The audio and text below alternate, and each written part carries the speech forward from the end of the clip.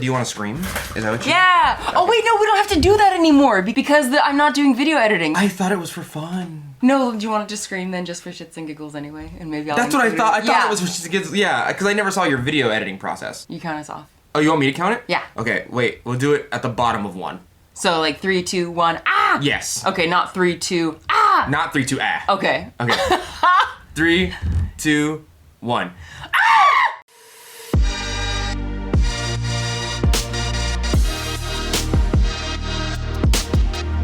This is The Mud Peddlers, a podcast where two nerdy ceramic artists share the behind the scenes of their worlds of clay.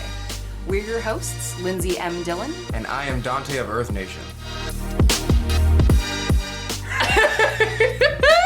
I'm here for it. I learned that lesson a long time ago. Whenever someone says, wait, are we going on 1? Or are we going to wait till 1's gone and then go? You got to say the bottom of 1. Yeah. The top of 1 is after 2. Or the bottom of 3. Exactly. We're getting real BDSM. I think we're just saying top and bottom. Yeah, we are. And you're getting triggered. I am. I'm sorry. Horn triggered? Horny triggered. Triggered-y. Trorned. So you're getting, getting so chorned on right now. Oh my god.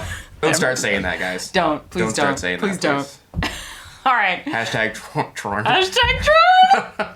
Please do that. Please do that. Please No. do it for me. Do it for me. Someone just got troned on. Oh my god.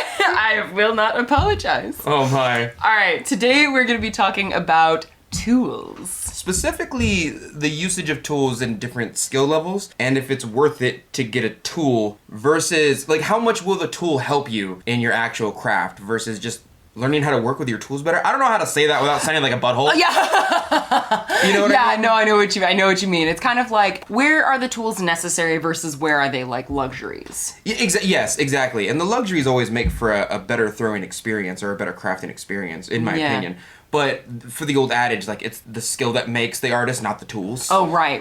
You know, and I more heavily believe in that than I think others might. Granted, I have some fancy tools. But, like, I do the same job without the fancy tools, I just do it a little bit slower. Yeah. And I think about that, but you can consider a kiln a tool, and I would be 100%. up its creek without a proper electric kiln. My learning process would have been totally different. Our legs would also be way stronger. Only one leg, though, would be super uneven. We'd have to ambi throw. We would have to, like, all right, today's the right leg, today's the left leg. Like, bodybuilders are like, gotta make it even. Yeah. Gotta have the same amount of pump on the right side as the left side. You know, but I think turned right now. we're gonna go down the list of, you know, necessary versus luxury, and there's definitely something to be said about the timeline in which this conversation could be had, because a long time ago somebody could look at an electric wheel and go, well, that's kind of cheating. As for a society that only used, like, kick wheels. Right. You know, or even a kiln with someone who used straight fire. Yeah. Would be like, there's a timer on it that turns off exactly when it needs to. Weak. You know? Yeah. So, Okay, so I guess if there were 3 levels, there's like the necessary tools, then there's the luxury tools, and then there's like the superfluous tools that are like so extravagant, and like yesterday's superfluous tools are today's necessary tools. Exactly. There's also something to be said, possibly a 4th level, and I did learn this from video games, so please excuse me. There's a level of judgment that others seem to have about using a certain weapon or a certain tool or something that is basically just ease of use. Yeah. Where it's like, it's just easier for you to do the same job that is difficult for me to do because you have a tool that makes it easier for you. Right. And a lot of people will essentially gatekeep for having too much ease of use in there, you know. And there's also a scale. Like, at what point do you keep on buying ease of use tools to the point where you're just like a production factory? Yeah. You know what I mean? Like, at what point on the scale are you closer to a machine making the piece than having it be a handmade piece? Granted, it's just not in that it's not a handmade piece, you know, but Right. I hate it whenever I go into, like, IKEA or Walmart and it's like, oh, handcrafted, and they're like hundreds and thousands of the same exact slip cast bowl with the same glaze on it, and I'm like, that's a very loose definition of handcrafted. Yeah. I mean, sometimes they are. I mean, and again, this is a little bit of a side thing. It's a side note, yeah. But the definition of what is handmade is a conversation for big brain Donte and Lindsey. And today we're dealing with much more. I'm very medium concrete medium brain. Yeah, I'm like light brain right now. That's fair. Yeah. I would like to just aside to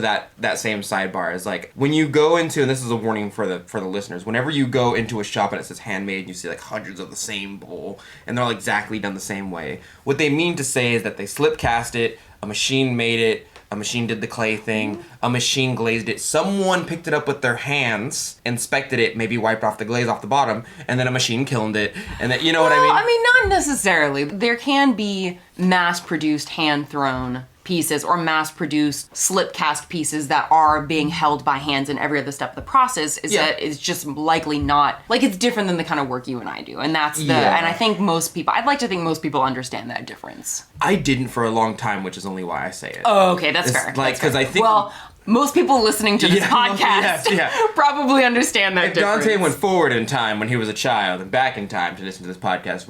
Definitely. Yes, There's also, that's a whole, you know what, that's a whole different, I won't mention that. Okay. Yeah. Yeah, that's a whole other... That's a big talk. That's a big talk. We'll get to if y'all are interested in hearing that talk, let us know. That is something that we can discuss. We'll probably get to it at some point, but we'll get to it sooner if you guys are like, have the conversation. So, yeah. Because that's how they sound. Yeah, that's exactly how they sound. Yeah. All right. Well, why don't you get us started off? What is a tool that, when you think about luxury versus necessary, what's a tool that comes to mind for you? Well, for me personally, there's necessary tools, right? Mm-hmm. And then there's the pin tool, right? And then there's like the sponge for cleanup, or maybe even the sponge for throwing. Right. Or there's like the wire tool, because I need to take this off my wheel. Yes. So those are my sets. Those are like my pin tool, my wooden knife, my wire tool, my sponge, and a rib. Those are about the 4 or 5 tools that I will always have near me. Yeah. And anything above that is either for the ease of use of myself, or it's just for luxury. For example, I have a mud tools, that super black carbon steel multi-tool that has like a chatter tool on one side and it has a trim tool on this side. You trim I don't think I've actually seen that. You've seen that. You've seen me have it for sure. Oh, wait, it's very thin, right? It's very thin. It's black carbon steel. It has a loop on one side. It's a loop trim tool on one side. And then the other side, it's shaped like an L. Yes. Okay, yes. I have seen that. I know what you mean. Yeah. Okay. That's not necessary. I have one. I love it. It makes my experience for throwing a lot better. It's more expensive. It's a stronger tool. It's easier to sharpen. Not necessary whatsoever. I could very easily get a Kemper tool and sharpen it like a normal person. I have like 7 Kemper tools. I even have the black carbon steel Kemper tools that are almost equivalent to the Mud Tools trim tool. But the Mud Tools trim tool is something that is 100% just luxury that I could do with another tool. Okay. 100%. How much did that particular tool cost? Kemper carbon tools are like $7.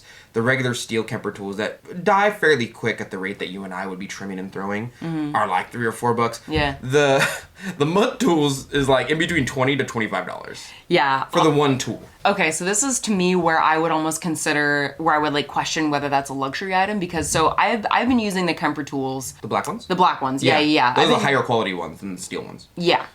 So at least I'm pretty sure those are the ones that I've been using. Like the metal itself is like a dark metal. Yeah, the metal, it's thinner, it's easier to sharpen, and it's usually black. Versus like the silver ones that come in the beginner packages. Right.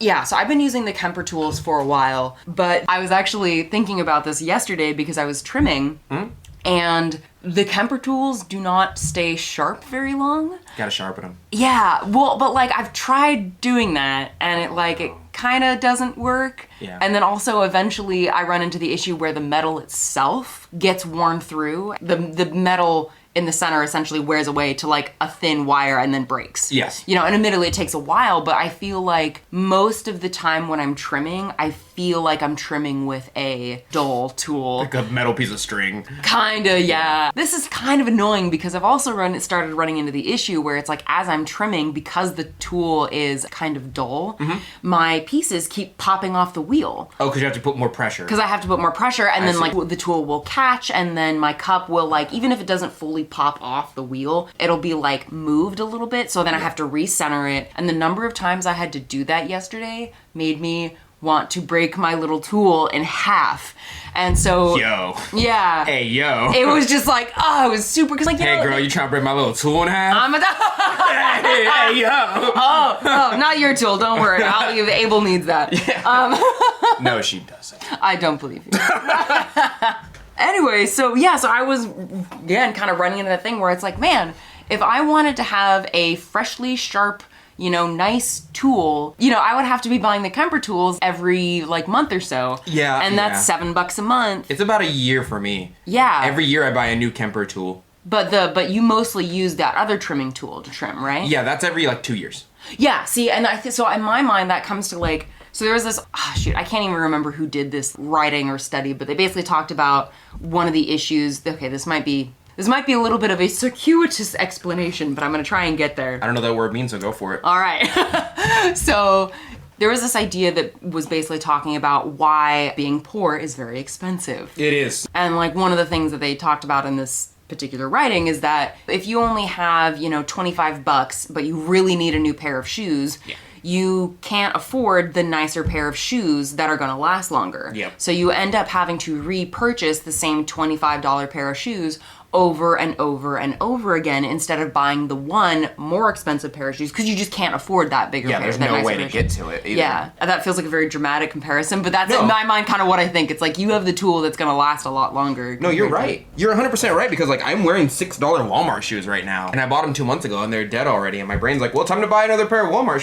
But I refuse to wear nice shoes to my job because they're going to get grease and crap all over them. Just buy the nice, good work shoes, dude. It's worth it. It's so worth it. You also have that one experience, and this is probably with pottery tools as well, where you get a tool, it's expensive, and you're told that it's like good, and then you don't really like it. Yeah. I've bought a pair of Canucks before and been like, what are Canucks? They're a brand of shoe. They're like work world shoes, essentially, right? Gotcha. And I bought them and I wore them and I was like, I hate these. And they died in like 4 months and I was like, why did I spend $100? Oh God. On these Canucks, I hate them. Yeah. They're bad, but that happens sometimes. But yeah, I think you're you're probably majoritively right in the fact that a mud tool's multi-trim tool lasts longer than like a lot of other tools on the market, and because of it, I spend $25 here, but I don't have to buy another $7 tool every depending on how much it's also dependent on what kind of clay you trim. Yeah, that's true. Stoneware will wear your stuff down, and porcelain is a little harder to work with, but like it's smooth on the tools. So another thing that makes me think of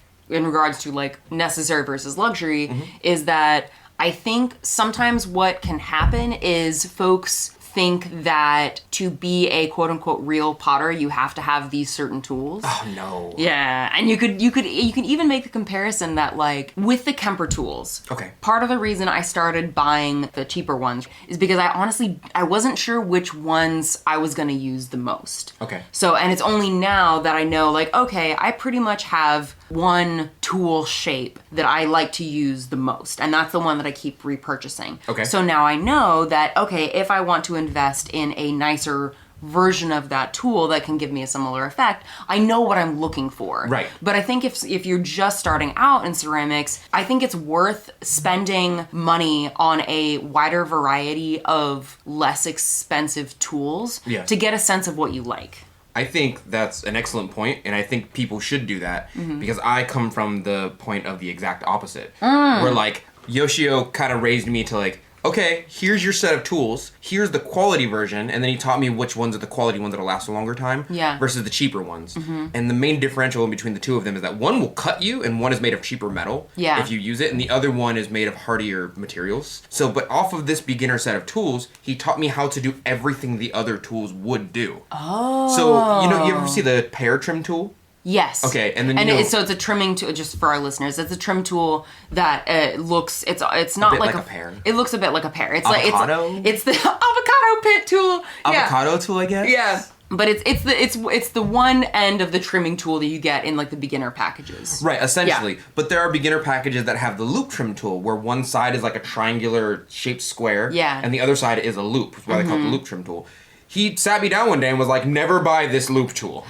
And I was like, why? And he goes, let me show you. And he put the edge, the smaller part of the avocado, the pear trim tool, and he put the loop up there, and he's like, they're the same exact shape. They do the same exact job, the same exact shape. And he said the difference is that I can cover a lot more ground because there's a longer blade on the pear trim tool. You know what I'm talking about? Oh, okay. So I think the blade is like double or triple the length. I was mixing up the pear tool with the basic trimming tool that you're saying that Yoshio. Yeah. There's a loop tool and the pear tool, and he's like, it does the same exact job. Yeah. And the blade's longer. He goes, I can trim triple faster if I'm trimming the entire body. And he goes, also, your foot should never be as small as the other end of the pear trim tool, because the blade is like that big. Okay. And he's like, if you ever have a foot this small, it's a problem. He's like, it should always be at least this big, and this is the length of the blade right here. Yeah. And I was like, that is a good point. He goes, there's not a reason unless you're sculpting to use this. Mm-hmm. And I was like, yeah, you're right. Okay. So I've been kind of, I wouldn't say shoehorned because I'm aware of it and I have the option to just get out of this little, echo chamber. Mm-hmm. But as far as my mentality goes, the statement that in order to be a real potter, you must have a certain amount of tools, for me, it's the opposite. Yeah. If you can do the same thing the fancy tool potter can do with less tools, in my brain, you're a better potter. And, like, you have 5 tools and you do way better than the person with these other $200 tools. You're just more skilled. You found ways around, you know what I mean? And you did it for cheaper. Like, I don't know. But it depends on, again, that's where it comes on the timing, because maybe that artist who has fewer tools takes longer to get the effects that you could get much more quickly with the more expensive tools. And what time you use a tool in is important. Like, what, I guess, period in history. Because, like, as we were saying earlier, right? Like, we have electric wheels now. Most of us have electric wheels. But someone who's, like, an old master from a long time ago, imagine, like, some guy in Japan just kicking away on his kick wheel would just spit at us. Yeah, probably. Like, I can do the same thing, if not better than you, without electricity.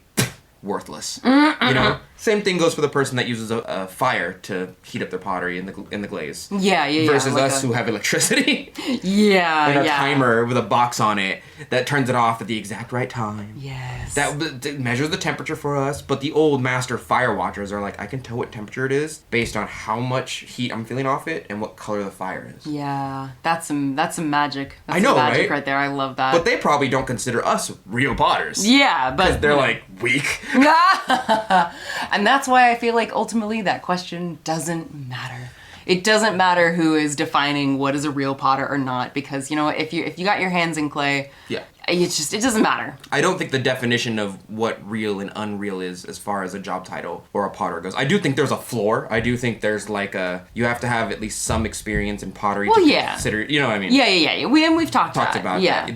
There's definitely, like, I don't want to call them posers, but that's what they are. The people who want to be into and you just invite them in. Like, you don't have to lie to kick it. Like, just come kick it with me. Yeah. Come on. But there's also lower middle to everything else ground where it's like, dude, I do my art the way I want to do my art.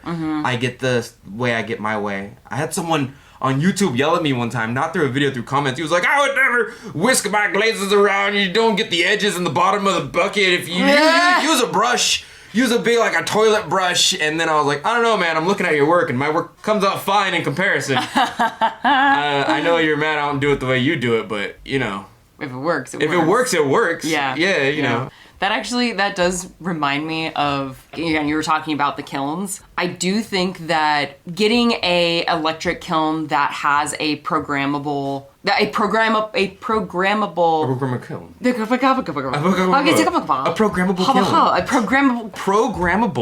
kiln. Yes. A gram of pro kiln. I'm gonna fight you. But yes. So a programmable kiln versus a kiln that has a kiln sitter. Yes. I think it is worth getting the programmable kiln. I think so too. Yeah. Like, I think even if you don't get the most recent version, like I know you have a kiln where it actually has like the whole touchscreen thing. Oh yeah. And you have a lot more information. Like, you don't necessarily have to have one of those. Again, that's one of those things where it's easier and you get more information. But like, I have the slightly older model of Scuts where it's more of like a keypad where you have to type in the numbers and stuff. And there are definitely times where I wish I had the fancy touchscreen. But I do feel like even if you have, how do I say? I don't necessarily want to say don't get that kiln sitter kiln if you have the opportunity. If it's free or something like that. Yeah, you get what you get. Yeah. But at the same time, I think if it's close, like if it's like, okay, I can either buy this kiln sitter kiln now or save up a little bit longer and get the kiln that has the programmable, save up and get the programmable. It'll save you a lot of time. Like, you just don't have to be as on top of your kiln to like turn it up at the right time or make sure you're turning it down, or it's a lot easier to basically just set it and forget it, you know? You know, the manual kilns, I remember I used to have that old, I think it was a Scut 818. Yeah. That one had like the kiln sitter in it. Oh, yeah, maybe we should explain what a kiln sitter is in case folks are listening who don't know. Oh, that's fair. So the The usually older, I mean, technically mine has one in it, even though it's new. Yeah. It's a little, it's like a little triangular plug in the inside of your kiln that you could put a cone in, right? Like a little piece of clay, essentially. And it's designed to melt at the exact temperature in which you want to fire your pieces. So if you want to go to cone 7, you would have a little box of these little triangular cone-shaped things, essentially, made out of a material, usually a type of clay, that would melt and bend at cone 7 if you're firing like cone 7 or cone 6 or whatever, right? The second that it bends, it triggers a mechanism for that sitter that turns the kiln off. Yeah. It's like a little switch on the inside of your kiln, right? It's something that sits in a space in your kiln. Yeah. That's made to melt at a specific temperature to turn the kiln off when it reaches that temperature. Yes, I did a video on it, but like even though my kiln has one, I never use it. It's usually, it's like a backup. It's a safety mechanism for me at this point, because I have the touch screen. Somebody this potter made a joke to me one time, this older potter in Ireland. He's like, long time ago, a kiln sitter used to be a person. And I was like, that's, I love that. I love that. And I was like, that is funny. I'm not going to do that though. Yeah, no. Yeah, that is hilarious, but I have what you would call a life. Yeah. Sorry about yours. Yeah, that's rough. Going off of the conversation of like the programmable versus the sitter versus the box versus the touchscreen, I just want to say I have a touchscreen Kiln Master KMT Kiln Master touchscreen. It is not necessary whatsoever. It's what I would call an ease of use tool, right? Where it makes it easier to use or do the exact same thing that you were already gonna do. But it gives, like, my kiln has Wi-Fi. What? Yeah, it has Wi-Fi. Yeah, so I have a little app on my phone that's from Scut, and it tells me exactly what temperature my kiln is away from the kiln while it's firing. That's so cool. No, it doesn't do anything. I know, but I want to know.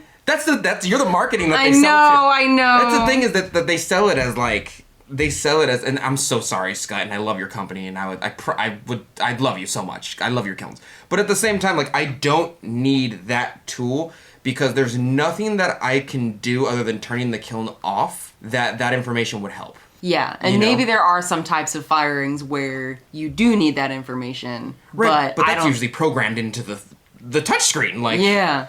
I can't think of a single situation in which knowing the temperature of the inside of my kiln would help, other than me panicking and turning it off because the temperature went too high. Yeah. Or something like that. Or just like more general troubleshooting. Like if something isn't working in the kiln, you can figure out when and why. Right. Potentially. Exactly. But, and you have that as well. You have like error codes on yours. Yeah. They give me the exact same thing. Mm-hmm. Like, granted, it was, I want to say $200 or $300 more to get that installed on my kiln when I bought the kiln. The touchscreen? The touchscreen. Mm-hmm. But as I continue to use it, it takes me like, maybe 2 minutes less time to program the kiln to... Yeah. I have programs where I like, okay, program number 1 is this, program number 2 is this. It's an hour-long hold. Program number 4 is for crystal glazes. Right. But like, you can do all these things with the previous tool that it's basically the same thing but not a touchscreen. Yeah. And I would say that's 100% an ease of use tool. Just, I'm sure someone has one out there that's like, no, you could do a bunch of other stuff with it. I've had one for like 2 years. I don't understand it. Maybe I'm dumb, but like, there's no reason I need that. It's just a luxury tool and it's not necessary. But don't, like Lindsey was saying, don't fool yourself into thinking I must have one to be a real potter. Yes, yeah. You don't. Yeah. You really don't. So we were talking about kilns, we've talked a little bit about trimming tools.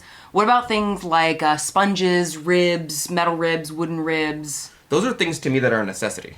Within those, are there particular either brands or, like for someone who's thinking about like, okay, if I need to buy a sponge, what kind of sponge should I get? If I need to have a wooden rib tool or a metal rib tool, like the basic versus the like slightly nicer ones.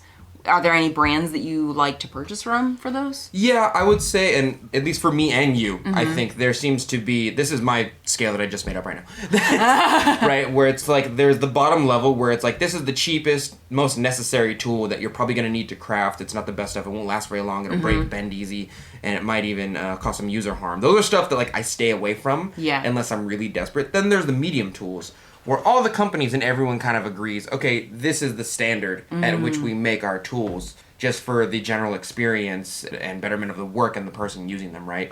And then there's what I would call the higher end tools, which are the stuff that make the experience a little bit better, last way longer and just are more pleasurable to work with. Yeah. Right? Do a tiny bit of a better job. And above that, there's the luxury stuff where it's like, you don't need that. You know, with a little bit of like seconds of extra effort, you could very easily do a better, if not the same exact job. And I think you and I would probably both have opinions on certain tools. I don't want to name any companies, but you know, there's, when you first buy your beginner packages, there's one of like a lighter set of tools and there's a darker set of tools. They're both by Kemper. The lighter set of tools is ass.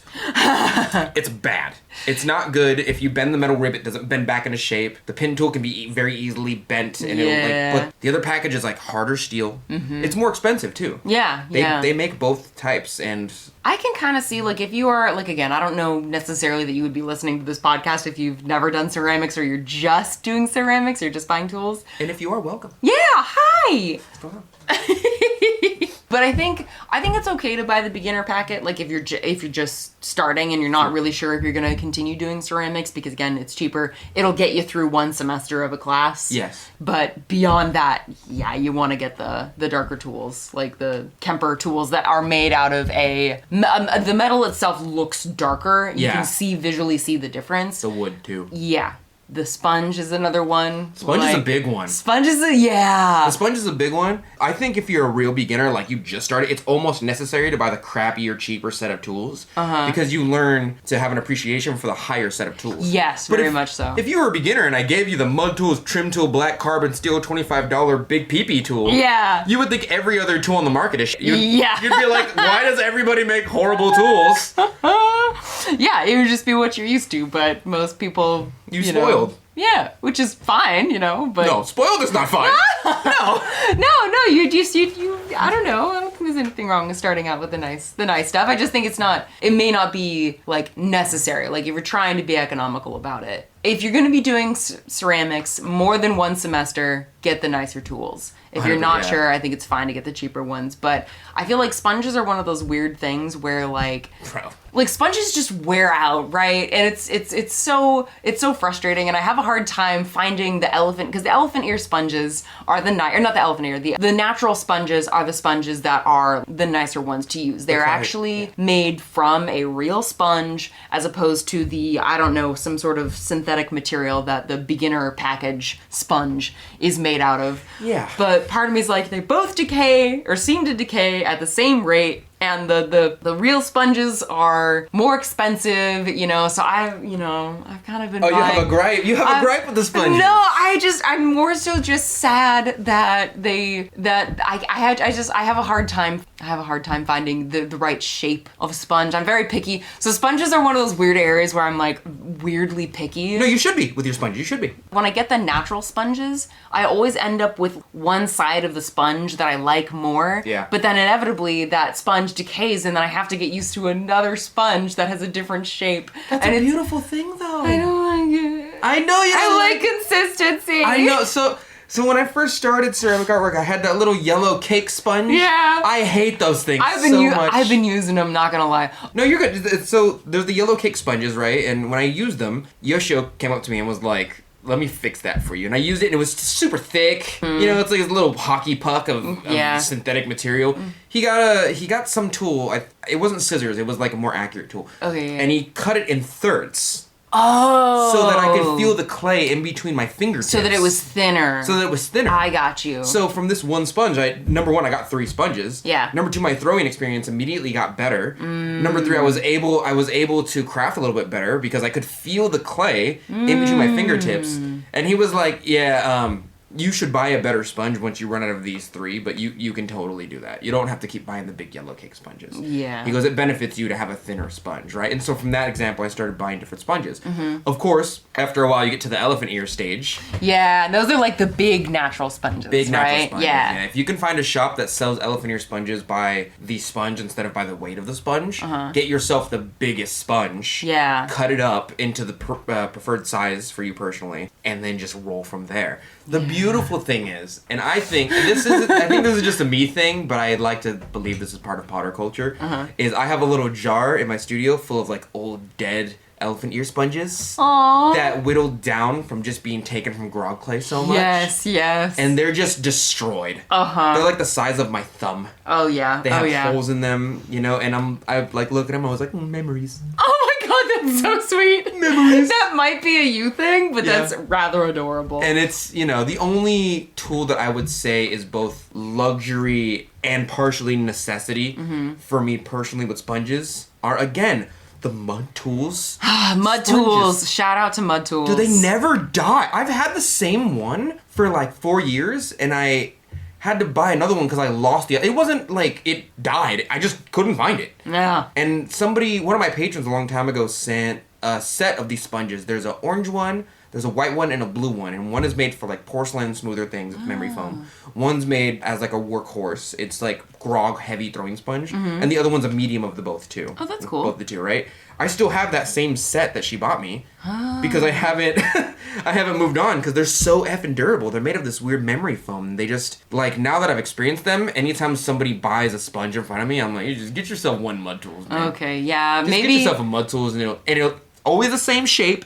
It's always the same size. It never dies. It always is the same consistency. Like, it's just constant. Okay, I think I think you've convinced me. I'm gonna get a mud tool. I'm about to get you the fancy shit for Christmas. I got a Christmas list for Lindsey. Don't worry. What? Yeah. Well, I don't really call it Christmas, but like, you know, I'm getting the list for the Yuletide celebrations. Oh my god. Yeah. Can we have a pagan celebration and We can, but we can't do it like we used to do it though, because that was crazy. Okay, all right. No bacchanali and no orgies under the moonlight. I mean, I do have a vasectomy, so I technically could just blow loads without consequence. That is true. But I mean, there's still STDs. Not that I think you have an STD. There's a moral consequence to it. So there's a moral consequence, and that's a little bit worse than, you know. Because you are in a monogamous relationship. Yes, and there's I get in trouble. Yeah. Even if she was in on it, I would still get in trouble. Oh my god, I love There's it. wine everywhere and... Man, this is sounding like more and more breaking fun. pots. I know, right? Oh my god. It sounds like so much fun. Dude, yeah, like a bunch of like spiced wine, bunch of mulled wine, just smashing pots on the ground. Holly everywhere. Oh my god, just like primal screaming at the moon. The air is full of just spices that you don't know from what wine bottle it's coming from, but you know you want some. Spice must flow. Yeah, that's what I'm saying. Yes. Yes. All right, guys. We're throwing the party. You'll be receiving messages and invitations by Raven. I would like to throw another Potter party, but I don't think there's enough travel. Like if you and I went to a studio and like meet up. Yeah. Would you guys want that? I think that would be fun. Would they like a Potter meetup? I don't know. I don't know. I'm gonna be doing an in-person second sale finally this year. So that's good. Maybe we can combine it. Maybe you can hang out with me. I'm down. Yeah. Cool. I just, you know, like part of me wants to throw like, I want to like buy out a studio like Sincere Ceramics. Oh yeah. In Sacramento, and then like, all right, anybody who's a fan of the channel, come on over, let's party. That would be fun. That'd be tight AF. Yeah. It's what the kids say. We should probably get back to the topic. You're right. Sorry. No more talking about partying. Oh. Yeah, see? See how you're sad when I say that? I'm sad. Yeah. Now we have to do work. But I want a primal scream at the moon. Drunk on spice wine. Drunk on spice wine. Okay. Ooh. So, oh, good lord. Okay. So, you've convinced me to get a mud tool sponge. Okay. I'm here for that. Okay. I'm also gonna buy you a Mud Tools multi-trim tool. Oh my god. Yeah. Okay. You're gonna love that thing. Oh my god. It chatters. I don't like chattering. Right, but like you can chatter. Oh, that's like, nice. It's just the fact you can. Okay. Alright. Well, okay. So when we were prepping for this episode, I'm still thinking about spice wine. When we were prepping for this episode, you brought up the concept of bypass tools. So why don't you talk a little bit about that? So I did make up this word on the spot, but I think it's fairly accurate. I do that a lot. A bypass tool is a tool that just bypasses a certain skill set that you would essentially have to learn, or a certain amount of difficulty learning something that you just don't need it anymore. You know, like the prime example that comes to mind is GIF and grip. Mm-hmm. In my mind, centering is a skill set that is necessary for the ceramic art wheel throwing process. Throwing is a skill set by itself that you need to explore. Trimming is a skill set by itself, and you can, like, they're each masterable in their own right. Right. So there's throwing, trimming, glazing, and kilning. There's 4 different arts that in like Jing China, right, they have one person whose lineage is to like, you are the kiln master. Right, and this person's whole job for their whole life is like, you're the guy who glazes, and you share that job with 10 other people. That's your own job. You don't even know how to throw. Your whole job is just is to glaze. And your job is to trim, and your job is to throw. Right. And of course there are tools, gift and grip being probably the most prime one that I can think of, that like, oh, I don't really have to learn how to trim. This tool just automatically centers for me. And I don't really have anything negative to say about these tools, other than that there's a certain amount of basics in the ceramic art world, especially wheel throwing, that you need to at least have experience for in order to go further in your education. And if you have too many bypass tools, you'll end up reaching a plateau. You'll end up like, oh, I want to chatter my entire pot. Okay, well, let me show you how to chatter.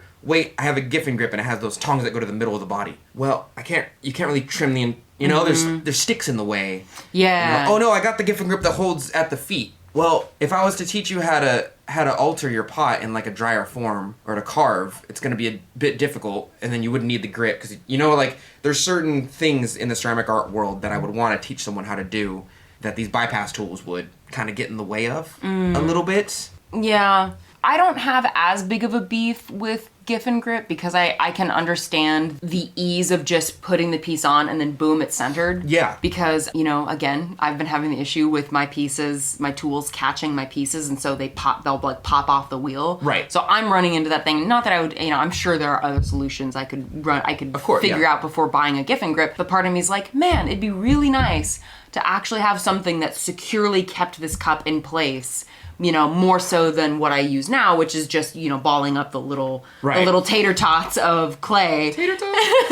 and using that to secure the pieces. Because I don't think, with gift and grips, the only part of the trimming process that you're bypassing is the centering part. Like, your decoration or surface decoration techniques may be limited because of, again, where the securing. Where the gips griff. Yes. on your piece, like you're saying. Gips, where the griff gips. But you're still having to learn, like, okay, how much clay do I take away? Yes. Like, where do I take away the clay? There's still a lot of the trimming process that you're still having to learn. Yes. The gift and grip just takes that part of the centering process. It makes it a lot easier. It's not even that it doesn't get rid of the ability to learn how to trim properly. It makes it's an ease of use tool. It's almost all three. It's a luxury tool, it's an ease of use tool, and it's almost a bypass tool. Because you don't really have to bypass learning how to trim. You just here's a great example, right? In the advanced stages of my ceramic artwork, I teach people how to even out the entire body of their clay. Yeah. Right? Meaning that you put your stuff upside down and you trim it. And often there's this weird undulation, like right here. You can't see where but like it's near the bottom. Yeah. Because most people trim the bottom near the butt of their pot, and then they kind of stop. A lot of the times there's like this line where people like you and I would look at that line and go, that's where they stopped trimming.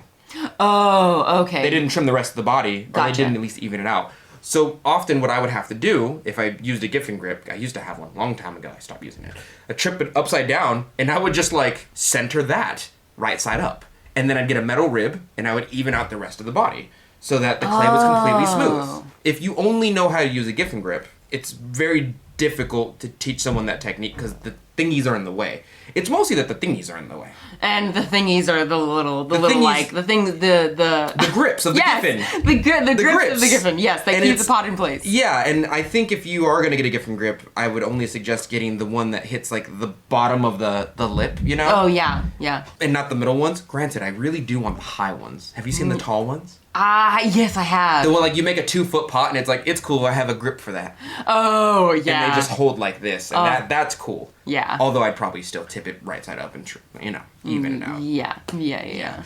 There are some things, though, that I think that, like, we're seen as ease of access and maybe even bypass tools that in today's age are not seen as that. For example, like, everybody a long time ago had to know how to make glaze. Right. Everyone knew how to make glaze, right? If you were a potter, like, you made your own glaze. Your colors were individual. If you found a new material, you didn't share it with other potters. There was no recipes. Like, although actually there were only recipes. Yeah. Right? But now it's like 80% of you are buying bottles of glaze. Because it's just an ease of use tool. You don't have to learn to make glaze like the old masters because you can buy a bottle of glaze. Yeah. But I think today, much like the electric wheel, that's necessary. For most people, I would say it's necessary.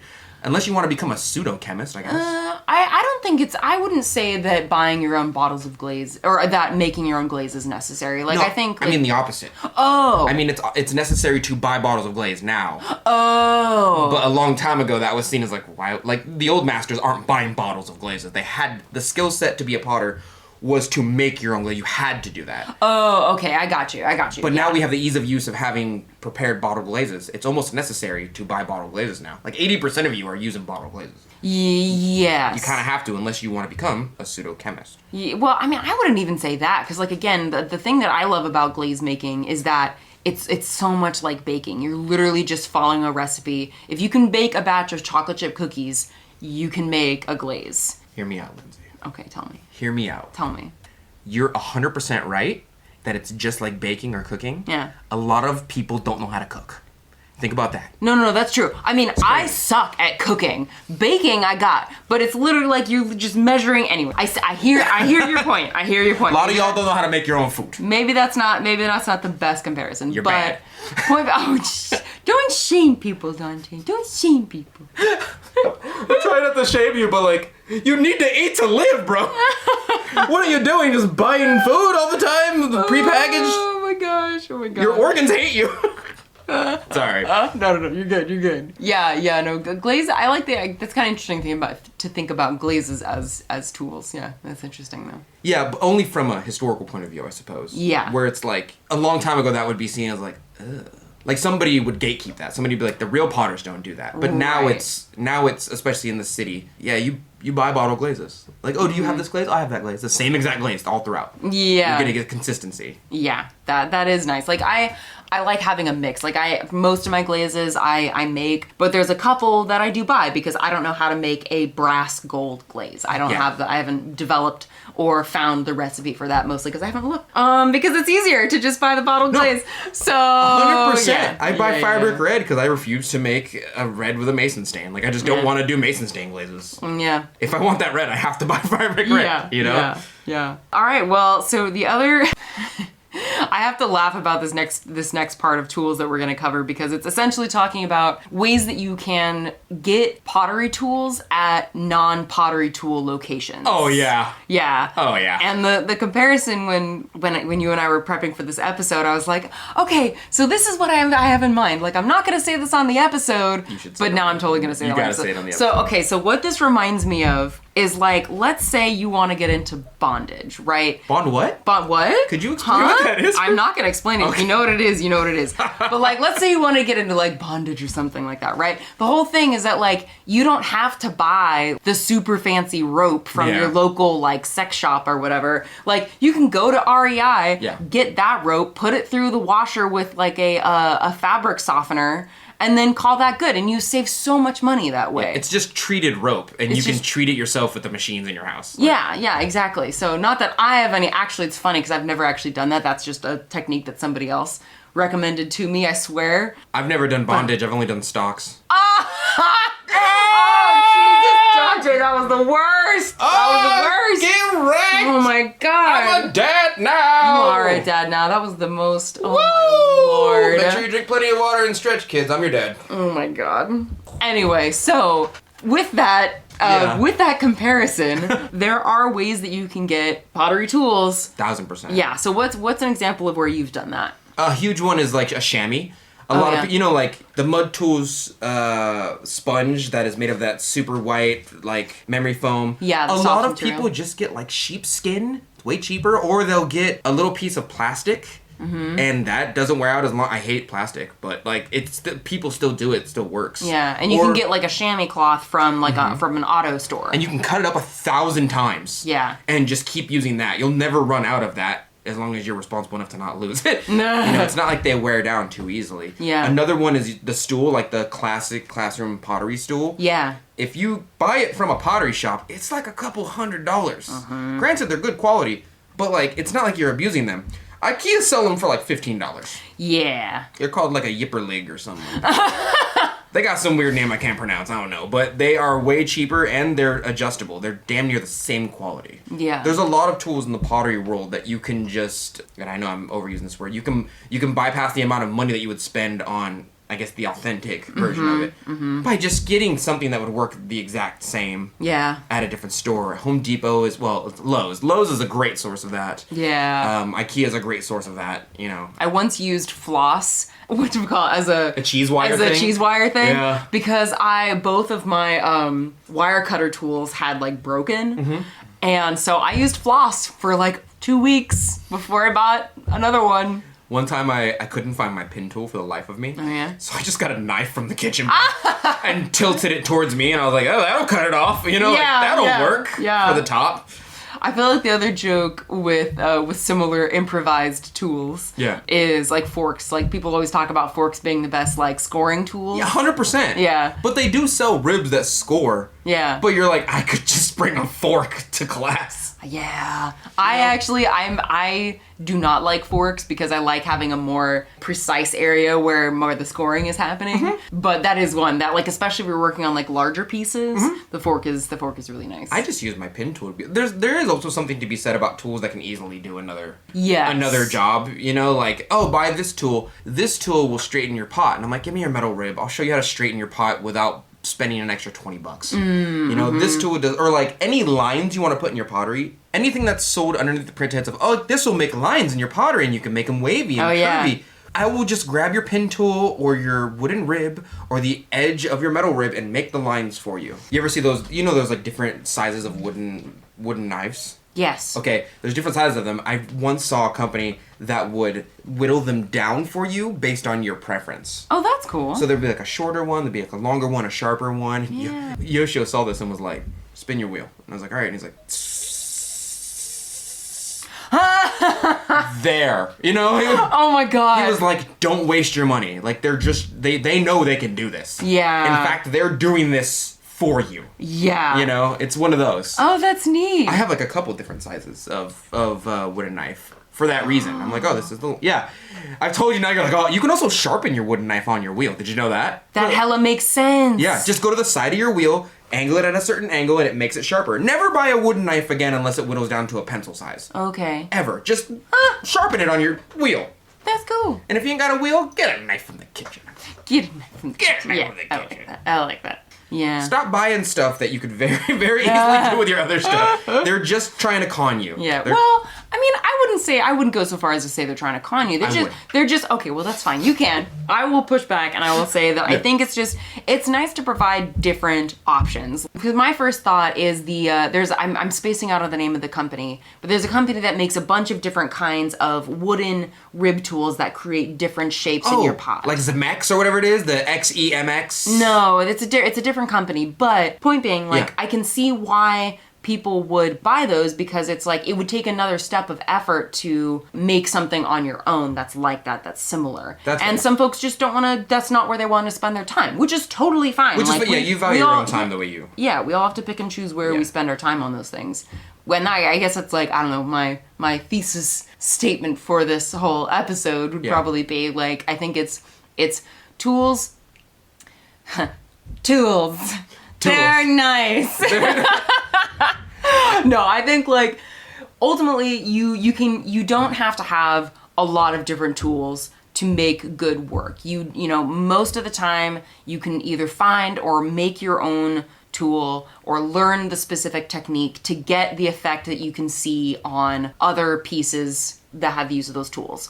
Tools will save you time. Oh, yeah. They might help with consistency. Yeah. But there's a lot of improvisation that you can do to not have to spend more money on tools if you are not wanting to spend a bunch of money on tools. The one tool that I will always spend money on is anything that helps organization of my studio. This includes bats. Like, I don't like bats. I don't like using bats unless I'm making a plate. But I've seen other potters just line up their pots with bats, and my brain goes, you've never taken a pot. Like, you probably don't know how to take a pot off the wheel. But the convenience of lining up your pots on a bat that are perfectly spaced apart on your shelf because the bats are all the same size is so appealing to me for organization and takes up less mind clutter and, you know... I'm one of those people who like, oh, the lights are loud. You know what I mean? Yes. Like, I'm one of those people. Yes. So like, the more organized an area is, the less loud an area is, the better I can concentrate. For that, it's easy for me to see why somebody would want that over just not buying a bunch of bats. Yes. You know? And I think that's like a prime example of something that is ease of use, but not luxury at the same time. Where it's like, well, I could see why that would become a massive benefit, especially to your time. Yes. Yeah. Yeah.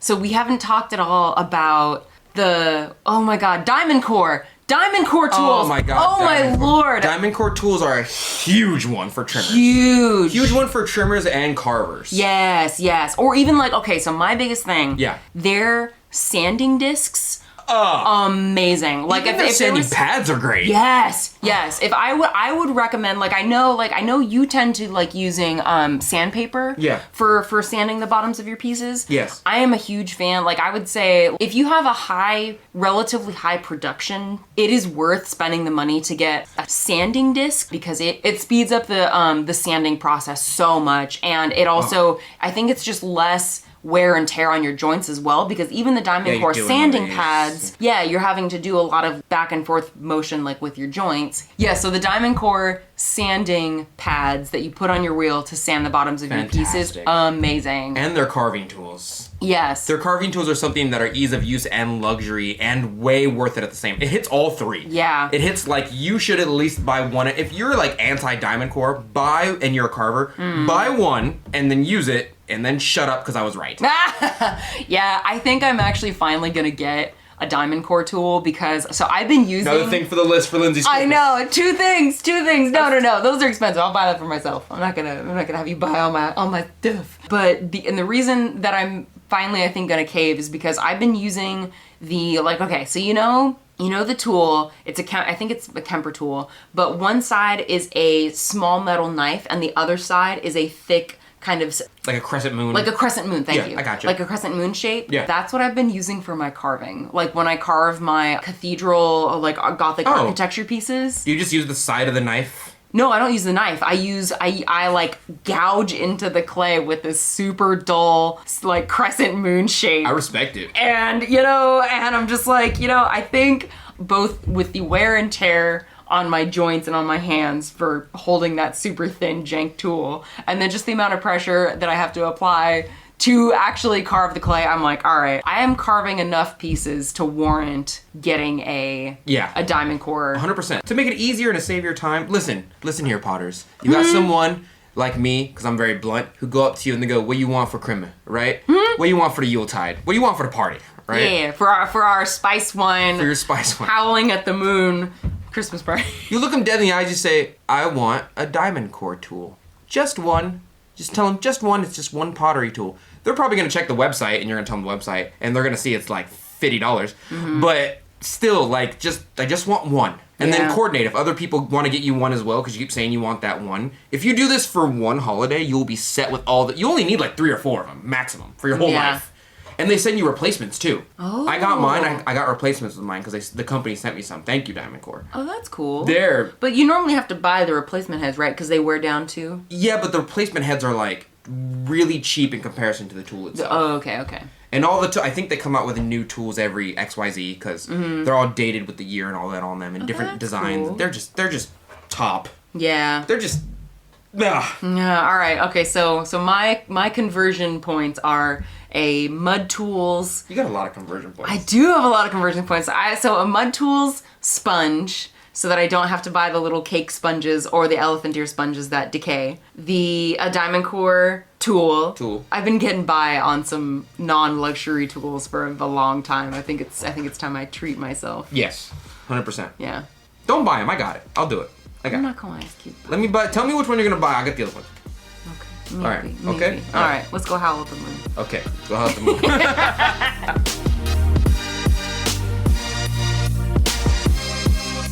And that's it for today. Thank you for listening to The Mud Peddlers with Lindsey M Dillon and Donte of Earth Nation. Want to say hi and see what Donte and I are working on in our studios? Check out the show notes for links to our websites and social media below. You can find me at lindseymdillon.com. That's LINDSEY, M as in monster, DILLON.com, and on Etsy, Instagram, and Facebook at Lindsey M Dillon. And you can find me at Earth Nation Ceramics. It's spelled exactly how you think it's spelled, but you can also find me on my Facebook fan page and Instagram at the same name at Earth Nation Ceramics. If you enjoyed hanging out with us today, or you have a question or topic you'd like us to discuss, Take a second to rate and review The Mud Peddlers in Apple Podcasts. It helps our podcast reach new listeners, and we really appreciate the feedback. Thanks again, and we'll catch you next time.